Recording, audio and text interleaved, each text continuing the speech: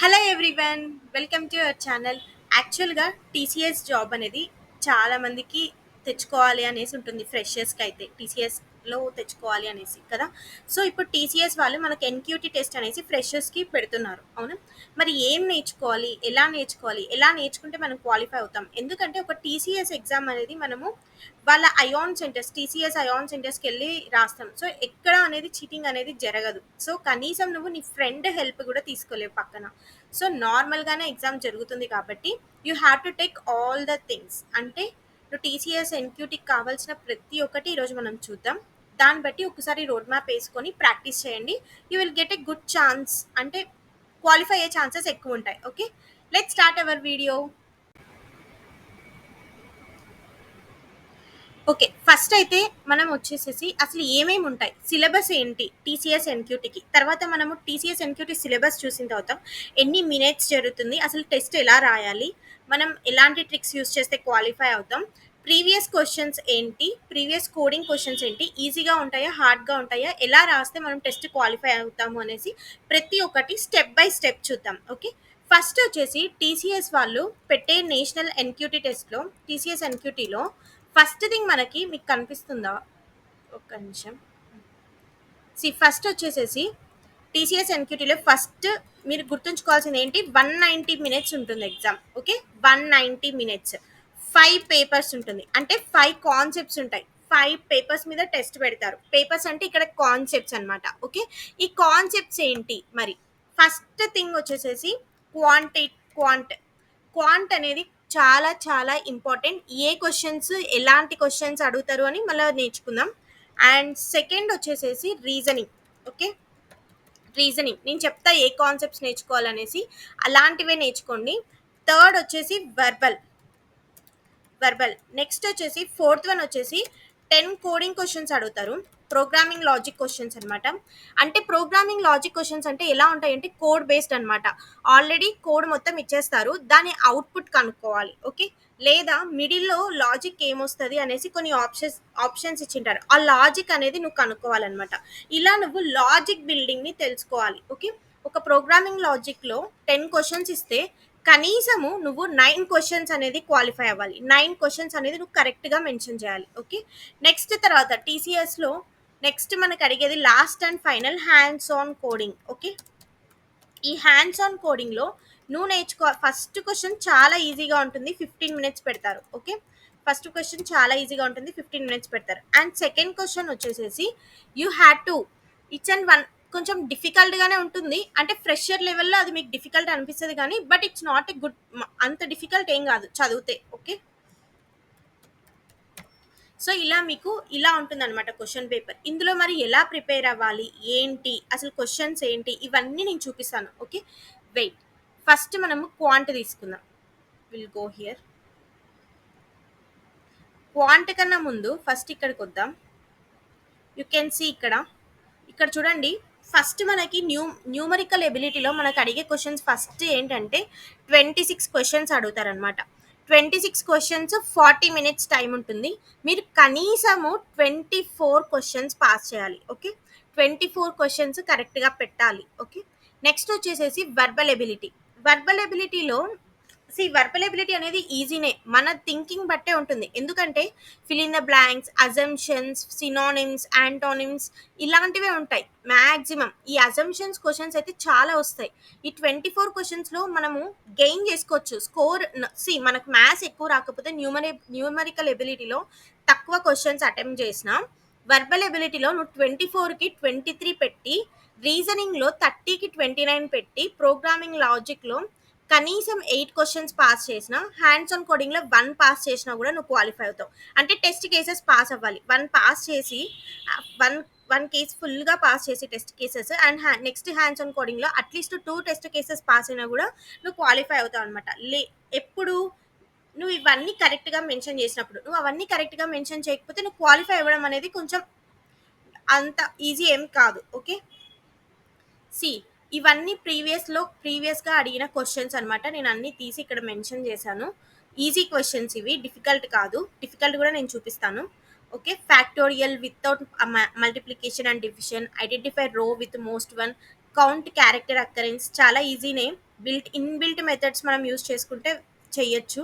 Vehicle manufacturing first నువ్వు ఏం చేయాలంటే ప్రాబ్లమ్ స్టేట్మెంట్ చదవాలి. ఎప్పుడైతే కోడింగ్ క్వెషన్ వస్తుందో నీ దగ్గరికి, కోడింగ్ క్వెషన్ వస్తుందో ఫస్ట్ నువ్వేం చేస్తావంటే భయపడకు, టెన్షన్ తీసుకోకు. కోడింగ్ నాకు రాదే ఎలా అనేసి ఫస్ట్ నువ్వు ప్రాబ్లమ్ స్టేట్మెంట్ చదువు. ప్రాబ్లమ్ స్టేట్మెంట్ చదివినాక అసలు నీకు ఆ ప్రాబ్లంలో నార్మల్గానే నీకు ఏం అర్థమైందో ఒక్కసారి నీ అంతటా నువ్వే చిన్నగా టైప్ చేసుకో. ఓకే, నీకు ఏం అర్థమైందో నువ్వే టైప్ చేసుకో. ఎప్పుడైతే నీకు అర్థమవుతుందో ప్రాబ్లమ్ స్టేట్మెంట్, అప్పుడు నువ్వు ఇన్పుట్ అవుట్పుట్ దగ్గరికి రా. ఇన్పుట్ అవుట్పుట్ అంటే నువ్వు అవుట్పుట్ దగ్గరికి రా, వాళ్ళకి ఏం అవుట్పుట్ కావాలి అనేసి ఒకేసారి ఆ అవుట్పుట్ని కూడా చూడు. ఓకే, చూసిన తర్వాత వాళ్ళు కొన్ని సింటాక్సెస్ ఇచ్చేసింటారు, ఇలా సింటాక్సెస్ అనేసి మెన్షన్ చేసింటారు.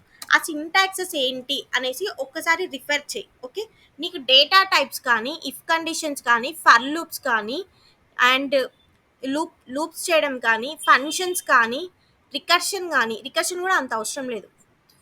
If condition, for loop, functions ఇవి కానీ మీకు వచ్చింటే, and data types, built in methods. Okay, ఇవి కానీ మీకు వచ్చింటే మీరు హ్యాండ్స్ ఆన్ కోడింగ్ చేయడం చాలా ఈజీనే. Until unless you have to understand the problem statement and input and output. నువ్వు ఫస్ట్ ప్రాబ్లమ్ స్టేట్మెంట్ చదివి తర్వాత ఇన్పుట్ అండ్ అవుట్పుట్ దగ్గరికి వచ్చి నీకు తెలుగులో ఏం అర్థమైందో నువ్వు అర్థం చేసుకో. ఓకే, ఇలా నువ్వు ప్రాబ్లమ్ స్టేట్మెంట్ ఒకసారి ట్రై చేయి, అప్పుడు టెస్ట్ కేసెస్ పాస్ అవ్వడానికి చాలా ఈజీ ఉంటుంది, నువ్వు కోడ్ రాయడానికి ఈజీగా ఉంటుంది. ఎవరైతే బిగినర్ లెవెల్లో ఉంటారో వాళ్ళ కోసం చెప్తున్నాను. ఇప్పుడు మనము క్వాంటిటేటివ్ యాప్టిట్యూడ్లోకి వెళ్దాం. అసలు న్యూమరికల్ ఎబిలిటీలో మనం ఏం నేర్చుకోవాలి? ఓకే, న్యూమరికల్ ఎబిలిటీలో మీరు నేర్చుకోవాల్సింది ఏంటి అనేసి నేను ఇక్కడ మొత్తం టైప్ చేసి పెట్టేశాను. So will go here. First వచ్చేసేసి ఫస్ట్ మీరు పర్సంటేజెస్ తీసుకోండి. ఫస్ట్ మీరు ఏం చేస్తారంటే పర్సంటేజెస్, ఫస్ట్ టాపిక్ ఈజీగా ఉంటుంది, తొందరగా అయిపోతుంది. ఓకే, ఫస్ట్ పర్సంటేజెస్ తీసుకోండి.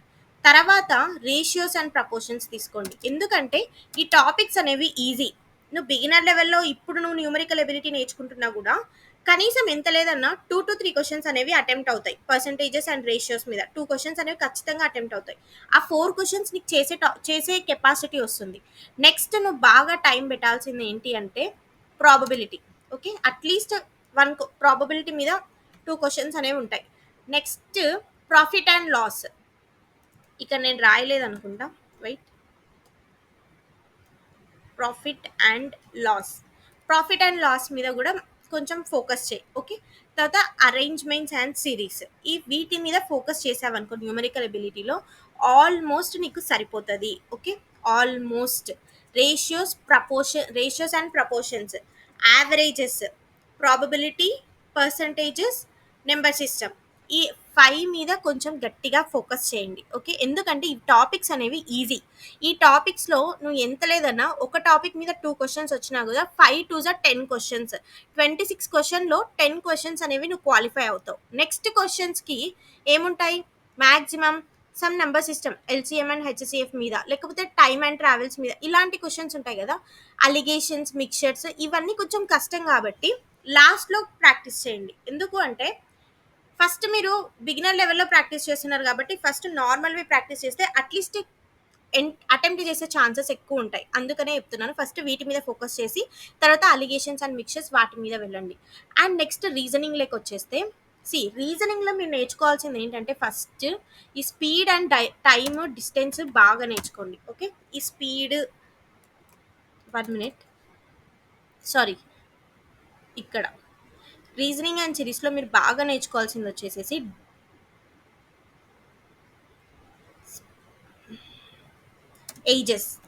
ఏజెస్ మీద మీరు మంచిగా నేర్చుకోండి. ఏజెస్ తర్వాత మీరు నేర్చుకోవాల్సింది ఏంటంటే సిట్టింగ్ అరేంజ్మెంట్స్ అనేసి ఉంటాయి.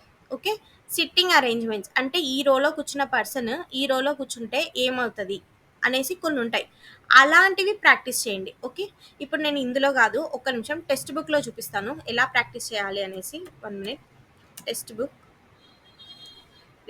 రీజనింగ్ అందులోనే నేను ఎక్స్ప్లెయిన్ చేస్తా, ఈజీ అవుతుంది మీకు. వెయిట్, ఇక్కడ కూడా అదే ఉంది. ఇక్కడ చూడండి, this is a reasoning. First వచ్చేసేసి నెంబర్ సిరీస్ అంట, మిస్సింగ్ నెంబర్స్. అవును, మిస్సింగ్ నెంబర్స్ అనేది మనకి ఈజీనే కదా టాపిక్. ఫస్ట్ వీటిని ప్రాక్టీస్ చేయండి. Missing numbers, analogy. Okay, analogy కూడా ఎంత లేదన్నా 2 క్వశ్చన్స్ అయితే ఖచ్చితంగా ఉంటాయి పేపర్లో. లేని క్వెషన్ అయితే ఖచ్చితంగా ఉండదు. నంబర్ సిరీస్, అనాలజీస్ లేకుండా క్వెషనే ఉండదు. Okay. Next coding and decoding నేర్చుకోండి. కోడింగ్ అండ్ డీకోడింగ్ లేకుండా కూడా క్వెషన్ ఆ పేపర్ ఉండదు. ఓకే. ఒక్క క్వెషన్ అన్నా కనీసము ఉంటుంది. ఓకే. ఆ ఒక్క క్వెషన్ కోసమైనా మీరు నేర్చుకోండి. Okay. Next odd man out. Third వచ్చేసి ఆడ్ మ్యాన్ అవుట్ పెట్టుకోండి. ఆడ్ మ్యాన్ అవుట్ ప్రాబ్లమ్స్ కూడా చాలానే ఉంటాయి. డేటా సఫిషియన్సీ, ఖచ్చితంగా డేటా సఫిషియన్సీ క్వశ్చన్స్ ఖచ్చితంగా ఉంటాయి. అసలు లేదు అన్నదే ఉండదు. ఓకే. ఇవన్నీ ఉండేటివే. And distance and directions hard అయినా కూడా కొంచెం నేర్చుకోండి. నార్త్ సౌత్ పోల్స్ అనేసి కొన్ని క్వశ్చన్స్ వస్తాయి అనమాట వాటి కోసం. And statements and conclusion. Okay. Statements and conclusion types కూడా నేర్చుకోండి. సరే అక్క బానే ఉంది. రీజనింగ్ గురించి చెప్తున్నా బానే ఉంది. మేము ఎలా నేర్చుకోవాలి క్వెషన్స్ అంటే, ఇక్కడికెళ్ళేసి distance and directions reasoning questions అని కొడితే మీకు చాలానే క్వెషన్స్ వస్తాయి డైరెక్షన్ టెస్ట్ మీద. ఓకే. వెర్బల్ మీద చాలానే క్వెషన్స్ ఉంటాయి. ఇక్కడ చూడండి. ఇవన్నీ మీరు ప్రాక్టీస్ చేస్తే సరిపోదా? ఉం? Amit started walking positioning his backwards the sun. Sun కి బ్యాక్వర్డ్స్ లో ఉన్నాడు. After some time he turn left then turn right. అంటే నువ్వు రాసుకోవాలి. ఇక్కడ అమిత్ ఉన్నాడు. నువ్వు పెన్ను తీసుకెళ్ళు. సి, ఇక్కడ అమిత్ ఉన్నాడు. అట్లీస్ట్ లాజిక్ థింక్ చేయి. Back towards the sun. After some time back towards the sun అంటే ఇప్పుడు సన్ మార్నింగ్ ఎటు సైడ్ ఉంటారు? అటు సైడ్ ఒకసారి ఆలోచించండి. తర్వాత హిట్ అండ్ లెఫ్ట్ ఉన్న సన్ ఎటు సైడ్ ఉంటారో అటు సైడ్ నుంచి తను లెఫ్ట్ టర్న్ అయ్యాడు. Then right. ఇలా మీరు లాజిక్ థింక్ చేయాలి. ఓకే. లాజిక్. మరి ఇక్కడ ఎటువైపు టర్న్ అయ్యాడు అనేసి ఇవ్వలేదు కదా, అందుకని మీరు యాజ్ పర్ ది సన్ ఒకసారి సన్ గురించి ఆలోచించండి. సూర్యుడు ఎటువైపు ఉంటాడు, బ్యాక్ సైడ్ మనం ఎలా ఉంటాం, ఇలా ఆలోచిస్తే you will get a chance. అంటే మీరు ఆ లాజిక్ అనేది థింక్ చేయాలి. Next sitting arrangements. ఇక్కడికి వెళ్ళండి. సిట్టింగ్ అరేంజ్మెంట్స్ ఇండియా బిక్స్ లో కూడా ఉంటాయి అండ్ టెక్స్ట్ బుక్ లో కూడా ఉంటాయి క్వశ్చన్స్ మీరు ప్రాక్టీస్ చేయడానికి. ఓకే. ఇది నేను లింక్ మీకు మెన్షన్ చేస్తాను. నెక్స్ట్ వచ్చేసేసి న్యూమరికల్ ఎబిలిటీ నేను ఆల్రెడీ మెన్షన్ చేశాను. ఇంకా నేను ఏమైనా మిగిలిపోయా అని మర్చిపోయానేమో చూస్తున్నాను. Okay. Speed, time and distance, work and time నేను ఆల్రెడీ మెన్షన్ చేశాను. ఓకే. సి, వర్బల్ ఎబిలిటీలో నేను చెప్తున్నాను కదా, వర్బల్ ఎబిలిటీలో ఫిల్ ఇన్ ద బ్లాంక్స్ ఉంటాయి. ఇక్కడ ఉండే వాటికన్నా ఫిల్ ఇన్ ద బ్లాంక్స్ ఉంటాయి. ఓకే. Spotting errors. ఒక ఒక సెంటెన్స్ ఇచ్చేస్తాడు. ఆ సెంటెన్స్ ఇచ్చేసేసి ఎర్రర్ కనుక్కోమంటాడు. అందులో ఉన్న ఎర్రర్స్ కనుక్కోమంటారు. ఆ ఎర్రర్స్ని నువ్వు రెక్టిఫై చేసి రియల్ సెంటెన్స్ ఏదో చెప్పాలి. ఇంకొకటి వచ్చేసేసి లాజిక్స్ అంటే జంబుల్ చేసేస్తాడు సెంటెన్సెస్ అన్ని వరుసగా చేయాలి. అదంతా కంప్లీట్ సెంటెన్స్ పెట్టాలి అనమాట. ఓకే. అండ్ నెక్స్ట్ వచ్చేసేసి సి, ఇక్కడ చెప్పలేదు అనుకుంటా. వర్బల్ ఎబిలిటీలో ఇంకా మీకు వచ్చేది ఏంటంటే పారాగ్రాఫ్స్ వస్తాయి. పారాగ్రాఫ్స్ ఇచ్చేసేసి ఆ పారాగ్రాఫ్స్కి క్వశ్చన్స్ ఆన్సర్స్ రాయాలి. ఆ క్వశ్చన్స్కి ఆన్సర్స్ రాయాలి. సో పారాగ్రాఫ్ చదివేటప్పుడు ఫస్ట్ క్వశ్చన్ చదవండి, ఫస్ట్ క్వశ్చన్స్ చదవండి. ఆ క్వశ్చన్స్కి తగ్గ పారాగ్రాఫ్లో మీకు ఎక్కడైనా చదివేటప్పుడు ఎక్కడైనా తగిలితే ఆ క్వశ్చన్కి అది మ్యాచ్ అవుతుందా లేదా అనేసి చూడండి. ఫస్ట్ క్వశ్చన్స్ చదవండి. ఓకే. నెక్స్ట్ వర్బల్ ఎబిలిటీలో ఇంకా నేను చెప్పే sentence arrangement. Yes, sentence arrangement కూడా కొంచెం చూసుకోండి. అదే నేను ఇందాక చెప్పాను కదా, సెంటెన్స్ అరేంజ్మెంట్ కూడా చూడాలి అనేసి. అండ్ ఇంతే. సి, ఇప్పుడు నేను చెప్పినవన్నీ ఒకసారి మీరు రాసుకున్నారనుకో పక్కన, వాటి నుంచి పక్కా క్వశ్చన్స్ వస్తాయి. రాకుండా అయితే ఉండదు. నేను ప్రాక్టీస్కి కూడా పేపర్స్ పెడతా. ప్రాక్టీస్ చేయండి. ఎన్క్యూటీ క్వాలిఫై అవ్వడం చాలా easy. Okay. When you practice. March 30 నుంచి అనుకుంటా ఎగ్జామ్స్ నాకు తెలిసి, నేను చూడలేదు డేట్. సో ప్రాక్టీస్ చేయండి. ఓకే. కోడింగ్ క్వశ్చన్స్ నేను ప్రీవియస్ కోడింగ్ క్వశ్చన్స్ ఒక దగ్గర చూసాను. ఆల్మోస్ట్ అన్నీ ఉన్నాయి ప్రీవియస్ కోడింగ్. ఈ క్వశ్చన్స్ అన్నీ ప్రాక్టీస్ చేయండి చాలు. ఇంతే, ఇంక బయటికి పోవద్దు. ఇవి ప్రాక్టీస్ చేయండి. Problems on numbers, problems on number system, problems on sorting, arrays and strings. ఈ అరేస్ స్ట్రింగ్స్ వీటి మీద ప్రాక్టీస్ చేస్తున్నారే అనుకో, ఆబ్జెక్ట్స్ మీద మ్యాక్సిమం వీటి మీదే ఉంటాయి క్వశ్చన్స్. ఈ for loops, if conditions, arrays, strings వస్తే చాలు మీకు. ఓకే. సి, ప్రీవియస్లీ ఆస్క్డ్ క్వశ్చన్స్లోకి వెళ్దాం ఒకసారి. ఇక్కడ చూడండి ఎన్ని పేపర్స్ ఉన్నాయో. జావా మీద ఉన్నాయి. మీరు ఏదైతే అది తీసుకోండి. జావా అండ్ పైథాన్ ఇవన్నీ నేను మీకు మెన్షన్ చేస్తాను. ఇవన్నీ ఈజీ అండ్ డిఫికల్ట్ క్వశ్చన్స్ రెండు. ప్రాబ్లమ్స్ ఆన్ నెంబర్స్ మీద క్లిక్ చేస్తే నెంబర్స్ మీద క్వశ్చన్స్ వస్తాయి. ఇవే వస్తాయని నేనైతే చెప్పను. వీటిని నువ్వు ప్రాక్టీస్ చేస్తే ఇలాంటి ప్రాబ్లమ్సే ఉంటాయి కాబట్టి you will get a chance to learn. అంటే నువ్వు చేయడానికి ఈజీ అవుతుంది. ఓకే, ఈ కోడింగ్ క్వశ్చన్స్ అన్నీ కూడా నేను మెన్షన్ చేస్తాను. సో ఇప్పుడు ఏం చేస్తారంటే ఫస్ట్ రీజనింగ్ మీద ఫోకస్ చేయండి. రీజనింగ్, వర్బల్ ఎబిలిటీ ఒక 2 పేపర్స్ 3 పేపర్స్ ప్రాక్టీస్ చేయండి. ఓకే రోజుకి 2-3 పేపర్స్ ప్రాక్టీస్ చేయండి.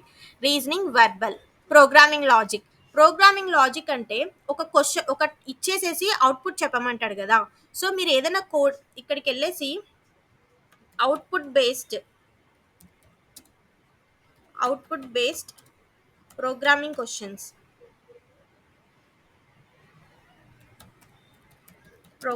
Programming questions in Java. Okay, see ఇక్కడికి వెళ్ళండి.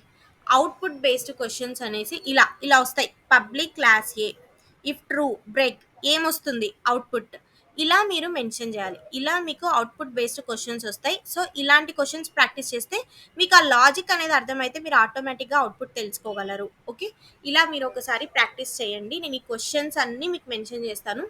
You can also practice. Okay, ఇలా మీరు ఎన్క్యూటీని ప్రాక్టీస్ చేయండి. You will get a chance. Okay, all the best for your TCS NQT test. Practice previous paper questions. First thing verbal reasoning మీద focus చేయండి. అవి తర్వాత ఇలా అవుట్పుట్ బేస్డ్ క్వశ్చన్స్ మీద ఫోకస్ చేయండి. నెక్స్ట్ ఇవి ప్యారలల్గానే hands on experience. Okay, per డేకి ఈ 4 ఇలా వెళ్ళండి. క్వాంట్ అనేది చెప్పిన టాపిక్స్ నేర్చుకోండి చాలు. చెప్పిన టాపిక్స్లో నుంచే వచ్చే క్వశ్చన్సే ఎక్కువ ఉంటాయి. సో క్వాలిఫై అవ్వడం ఈజీనే. ఇలా మీరు నేర్చుకుంటే ఖచ్చితంగా క్వాలిఫై అవుతారు. Okay, that's all about the video guys, and please subscribe to our channel and don't forget to hit the follow button in Instagram. ఈ లింక్స్ అన్ని నేను మెన్షన్ చేస్తాను. ప్రాక్టీస్ చేయండి. Okay, bye and all the best.